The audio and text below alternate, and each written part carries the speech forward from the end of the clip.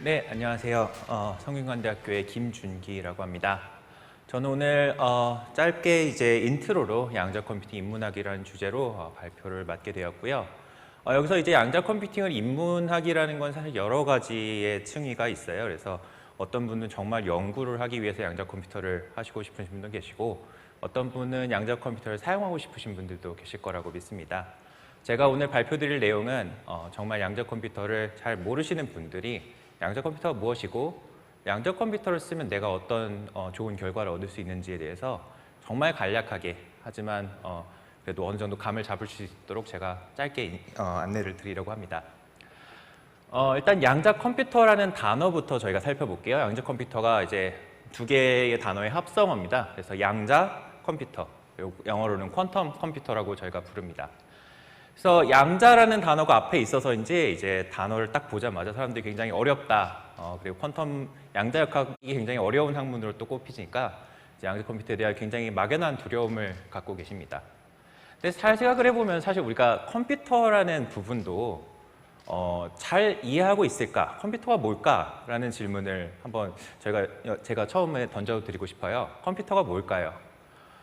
일단 컴퓨터가 무엇일까요? 라는 질문을 제가 아는 공개 채팅방에 있어서 한번 물어봤습니다. 여러분 생각하기에 컴퓨터가 뭔가요? 라고 물어봤더니 답변들이 뭐 이렇게 나왔습니다. 그래서 정보 처리 기계, 계산기, 뭔가 계산하는 것, 그래서 그리고 뭐 계산 장치, 이분은 좀 특별하게 이렇게 좀 그 기계에 대한 그런 이제 것들을 이야기를 하셨고요. 또 이제 물리적 구현이라는 그런 이제 여러 가지 정의들을 이제 생각하는 정의들을 공유를 해주셨고요.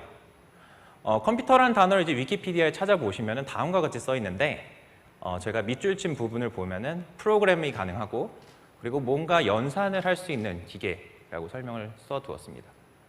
자, 여기 공통점을 보시면은 사실 무엇인가 보다 이게 무엇을 하는 기계인가에 초점을 맞춰서 사실 정의가 되어 있다는 것을 보실 수 있을 것 같아요. 그래서 컴퓨터가 어떤 이제 히스토리를 그 히스토리를 이제 역사를 가지고 발전을 됐든지를 따지기 이전에 지금은 뭐 그런 거를 모르셔도 컴퓨터를 사용하실 때 전혀 지장이 없잖아요. 그래서 여러분들이 뭐 컴퓨터를 켜서 문서 작업을 하실 수도 있고, 뭐 인터넷을 하실 수도 있고, 뭐 게임을 하실 수도 있고 여러 가지 여러분이 그걸 갖고 무엇을 하는지에 사실 포커스를 맞춰서 컴퓨터를 생각을 하지. 그게 어떤 원리로 이루어지고 양자역학인지 고전역학인지 무슨 물리적인 베이스를 이루어졌는지는 사실 사용하는 입장에서는 크게 중요하진 않아요. 그럼 일단은 그래서 또 재밌는 얘기가 하나 더 나와서 제가 얘기를 해보면 전 대학 교수인데 이제 저는 제 컴퓨터는 대학원생인 것 같더라고요. 그래서 이런 얘기도 나왔었고요. 그래서 양자 컴퓨터는 무엇을 할 수 있는가를 제가 이제 그거를 포커스로 맞춰서 설명을 하는 게 오히려 양자 컴퓨터로 무언가를 해보고 싶은 사람들에겐 참 맞는 질문이 아닐까 싶습니다. 그럼 양자 컴퓨터가 무엇을 할 수 있을까요? 양자 컴퓨터는 일단 좋은 뉴스는 현재 컴퓨터가 할 수 있는 것을 모두 할 수 있습니다. 그래서 현재 컴퓨터가 할 수 있는, 저희가 이제 양자 컴퓨터가 생기면서 기존 컴퓨터를 고전 컴퓨터라고 부릅니다만, 고전 컴퓨터가 할 수 있는 일을 이렇게 그려놓으면은 양자 컴퓨터는 그것을 포함하는 모든 일을 다 할 수가 있습니다. 그래서 이건 좋은 점이에요. 하지만 양자 컴퓨터는 할 수 없는 게 상당히 많습니다. 첫 번째로 현재 컴퓨터보다 빠르지 않아요. 여기서 빠르지 않다라는 것은 단일 연산 하나를 할 때마다 걸리는 시간이 현재 컴퓨터보다 월등히 느립니다. 물론 이건 기술의 발전에 따라 바뀔 여지도 있겠지만 현재 가장 빠른 양자 컴퓨터도 이제 시간당 연산을 할 수 있는 속도를 우리가 이제 CPU 보면은 몇 기가헤르츠 이런 식으로 써 있잖아요. 그게 CPU 같은 경우에 현재 이제 많이 상용으로 팔고 있는 CPU가 뭐 기가헤르츠 정도인데 이제 초전도 양자 컴퓨터를 기준으로 잡았을 때 100kHz 정도 상당히 느린 컴퓨터가 또 양자 컴퓨터입니다. 그리고 일반적인 병렬 연산 컴퓨터가 아닙니다. 이게 많은 분들이 착각을 하시는 부분인데 양자 컴퓨터는 양자 중첩을 활용하니까 모든 연산을 한꺼번에 할 수 있다. 그렇게 되면 빠르다. 일부는 맞고 일부는 틀립니다. 저희가 양자 중첩을 이용해서 양자 중첩으로 함수의 연산을 동시에 할 수는 있습니다. 하지만 이거를 측정하는 순간 우리는 그 중에 일부만 얻어내게 되는 그것이 양자 컴퓨터의 맹점입니다. 이것을 해결하기 위해 많은 양자 알고리즘들이 있지만 어쨌든 이것은 일반적인 병렬 연산 컴퓨터로 생각해서는 안 됩니다. 그리고 현재 컴퓨터를 그렇기 때문에 대체하지 않습니다. 현재 컴퓨터보다 빠르지 않고 일반적인 병렬 연산 컴퓨터가 아니고 현재 컴퓨터의 기술의 연장선상에 있는 기술이 아닌 뭔가 특별한 연산을 하기 위한 특별한 컴퓨터로 이해를 하시는 게 더 빠릅니다. 그렇기 때문에 우리는 양자 컴퓨터만 할 수 있는 일을 찾아야 되고요. 그것을 연구하는 것들이 이제 현재 연구자들이 열심히 하고 있는 내용입니다. 양자 컴퓨터는 무엇을 할 수 있냐면요. 첫 번째로 현재 컴퓨터로 풀 수 없는 문제. 여기서는 이제 연산 비용이 굉장히 비싸서 지수함수적인 연산 비용이 있는 문제들을 일컫습니다. 이런 문제들을 풀 수 있을 거라고 믿고 있습니다. 가장 대표적인 문제가 이제 쇼어의 그 알고리즘으로 알려져 있는 소인수분해 문제입니다. 소인수분해는 그 암호 체계의 RSA 암호 체계의 근간이 되는 문제로 이 소인수분해를 굉장히 빠르게 할 수 있으면은 굉장히 할 수 있는 일이, 그러니까 그 암호 체계에서 암호를 쉽게 깨는 일이 가능하다고 믿어지는데 양자 컴퓨터는 이거를 잘 할 수 있다고 알려져 있습니다. 그 외에도 이제 화학 연산 같은 굉장히 큰 규모의 양자계를 연산하는 일을 양자 컴퓨터가 잘 할 수 있을 거라고 사람들이 믿고 있습니다. 그리고 그 외에도 지수함수적인 문제는 아니지만, 그렇게 굉장히 어려운 문제는 아니지만 그래도 어느 정도 어려운 문제들을 또 효율적으로 풀 수 있는 양자 알고리즘도 있습니다. 그래서 이제 자료가 잘 이제 정리열이 되지 않은 자료에서 자료를 검색하는 문제라든지, 그리고 이건 이제 좀 디베이트가 아직은 있습니다만 뭐 그래프 문제 같은 데서 맥스커 프로블럼 푼다는 그런 특별한 문제들에서 양자 컴퓨터가 잘 할 수 있는 일들이 알려져 있습니다. 즉 양자 컴퓨터는 다시 한번 말씀드리지만 기존의 컴퓨터를 대체하지 않고요. 어떤 특정한 문제들을, 하지만 이 특정한 문제도 굉장히 어려운 문제들일 수도 있고요.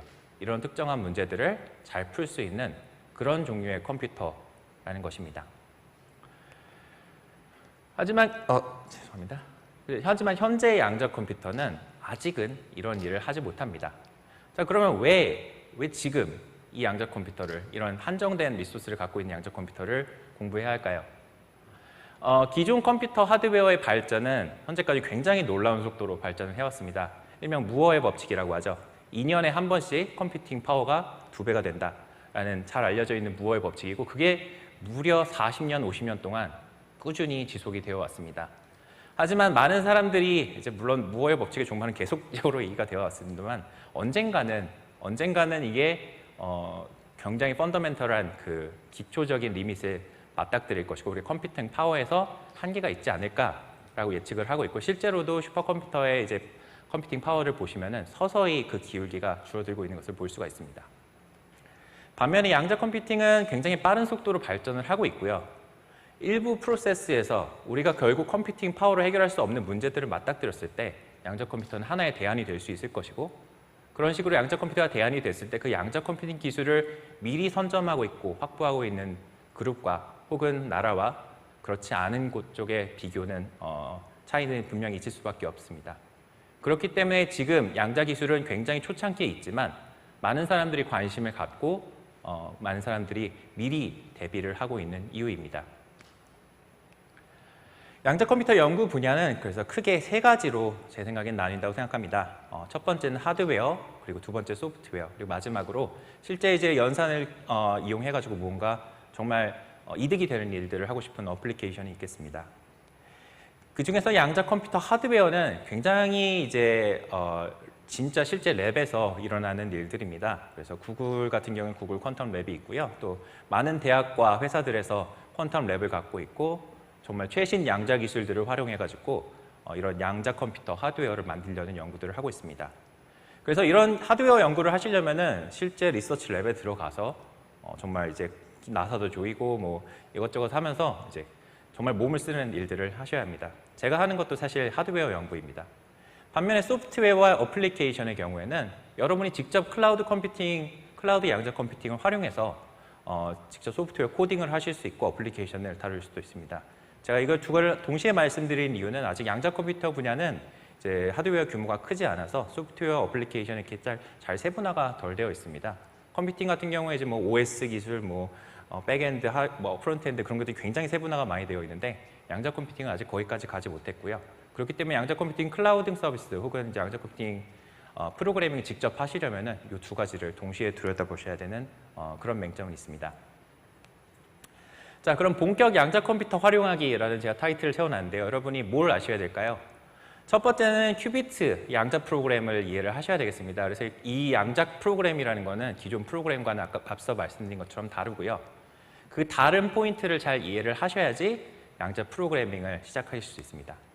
그리고 두 번째는 정말 프로그램을 짜셨으면 실제 이거를 양자 컴퓨터에서 구동을 해보실 수 있으셔야 되는데 이게 양자 컴퓨터 클라우드 서비스를 이용하면 이것들을 하실 수 있을 거고요. 제 뒤에 발표하시는 분들이 그런 연구 경험들을 또 공유를 해주실 것입니다.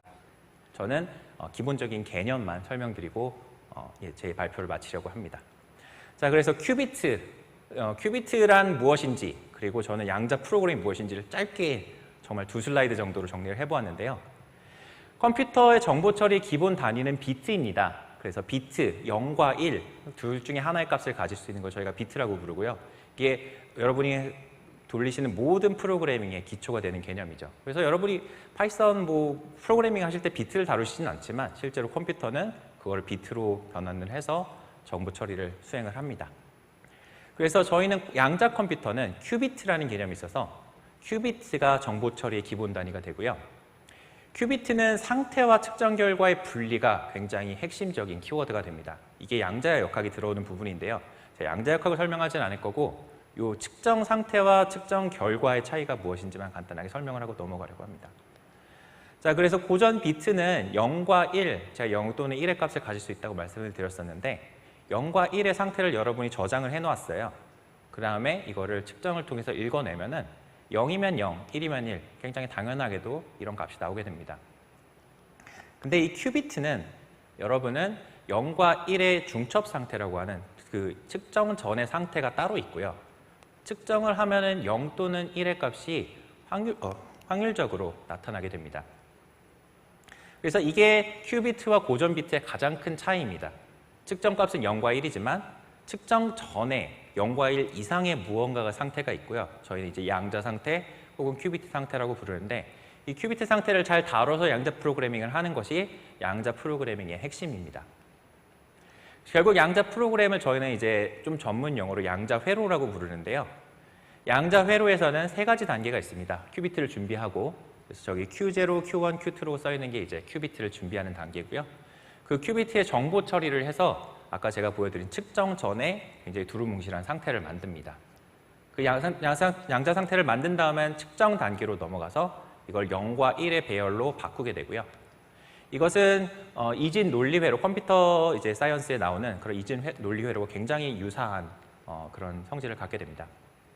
그래서 양자 회로 디자인이 결국 우리가 일반적으로 말하는 양자 프로그래밍이 되겠고요. 이것을 하시기 위해서는 다양한 소프트웨어 패키지들이 있는데 IBM의 키스킷, 자나두의 페니레인, 서킷 같은 구글의 이 서킷 같은 그런 다양한 그 프로그래밍 라이브러리를 이용해 가지고 양자 회로를 직접 짜실 수 있고 이 양자 회로를 통해 가지고 여러분이 여러 가지 시뮬레이션도 해보실 수 있습니다. 물론 제가 모든 양자 회로를 설명할 수는 없기 때문에 더 자세한 내용은 저희 센터에 유튜브 강의들이 많이 있기 때문에 그런 것들을 참조해 주시면 좋을 것 같고요. 결국은 여러분이 하셔야 될 거는 이 큐비트를 이해하고 양자 회로를 만들고 이 양자 회로를 가지고 실제 양자 컴퓨터에 돌려보시면 그러면 여러분들이 양자 컴퓨터를 다루실 준비가 모두 다 된 것입니다. 그래서 여러분이 양자 회로를 짜셔서 IBM 클라우드 서비스 혹은 다른 회사를 사용하신다면 다른 회사 서비스에다가 제공을 양자 회로를 보내면요. 그 양자 회로를 각자 회사에 있는 컴퓨터에다가 집어넣고 양자 컴퓨터에 집어넣고 그 결과를 여러분께 돌려줍니다. 저희 양자정보연구지원센터에서는 클라우드 지원 사업을 통해서 IBM Q, 그리고 아이온 Q, 그리고 최근에 D-Wave까지 다양한 양자 컴퓨터 클라우드 서비스를 연구자들과 그리고 이걸 배우고 싶은 여러분들께 제공을 하고 있습니다. 그래서 이런 서비스를 통해서 여러분들이 양자 컴퓨터를 부디 한번 체험을 해보시기를 간절히 부탁드리고요. 이후 소개는 제 발표는 여기까지고 그래서 이후 순서는 실제 양자 컴퓨터를 활용해서 연구 현장에 계신 분들이 연구 결과를 공유해 주시는 시간이 되겠습니다. 예, 제 발표 경청해 주셔서 감사합니다. 예, 그만 들어오겠습니다.